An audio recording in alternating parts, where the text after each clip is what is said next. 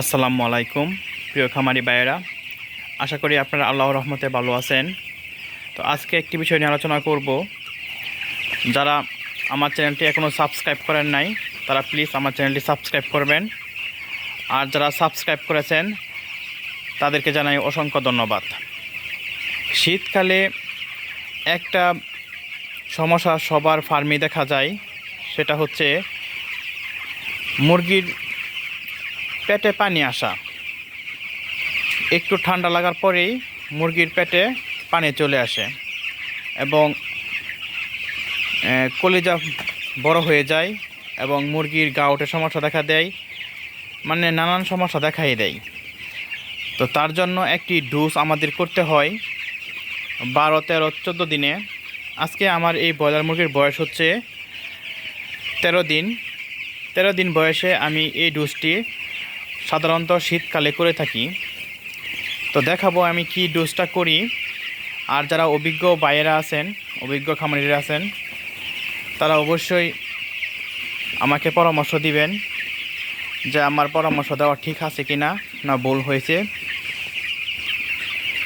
আমি এখন আপনাদেরকে যেই দুইটা ওষুধের সঙ্গে পরিচয় করিয়ে দিব, দুইটা ওষুধ হচ্ছে এলুরল ব্যাট আর হচ্ছে নেফ্রোকেয়ার।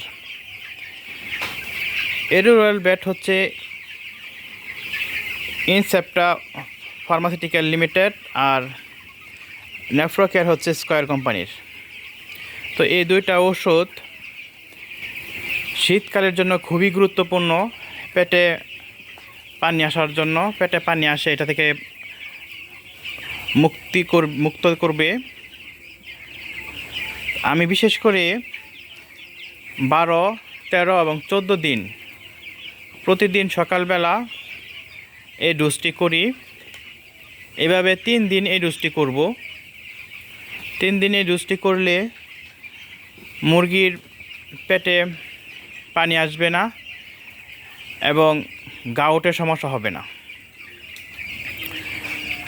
তো আপনারা যারা শীতকালে মুরগি পালন করেন, অধিকাংশ খামারির মুরগি পালন করার সময় পেটে পানি আসে এবং গাউটের সমস্যা দেখা দেয়। তো তারা এরকম একটি ডোজ করতে পারেন 12, 13, 14 দিনে। আর আমি যে ডোজটি করে থাকি 12, 13, 14 দিন পরেও মাঝে মধ্যে আমি এই নেপ্রোকেয়ার প্রতিদিন সকালবেলা একটা ডোজ করে থাকি মুরগির 25-26 দিন হওয়ার পর পর্যন্ত। তো নেপ্রোকেয়ার মুরগির পেটে পানি আসতে বাধাগ্রস্ত করে। তো নেপ্রোকেয়ার শীতকালীন এই ওষুধটি ফার্মে রাখতেই হয়, না রাখলে মুরগির পেটে পানি আসে, ঠান্ডা লাগে, আরও অনেক সমস্যা দেখা দেয়। আর এলুরল ব্যাটটা হচ্ছে মুরগির গাউটের সমস্যা থাকে ওটা থেকে মুক্তি করে। তাই আমি এরকম একটা ডোজ করে থাকি। তো আপনারা যারা ফার্ম করেন, খামার করতেছেন, শীতকালীন একটা ঝুঁকি থাকে যে মুরগির পেটে পানি আসে, 30-40টা মুরগির পানি এসে নষ্ট হয়ে যায়। তো আপনারা এরকম একটা ডোজ করতে পারেন, ইনশাল্লাহ আশা করি মুরগির পেটে পানি আসবে না। তো সবাই ভালো থাকেন, আর এরকম ভিডিও পেতে অবশ্যই আমার চ্যানেলটি সাবস্ক্রাইব করে রাখবেন। আর আপনার যদি কোনো সমস্যা থাকে তাহলে অবশ্যই কমেন্ট করে জানাতে পারেন। আল্লাহ হাফেজ।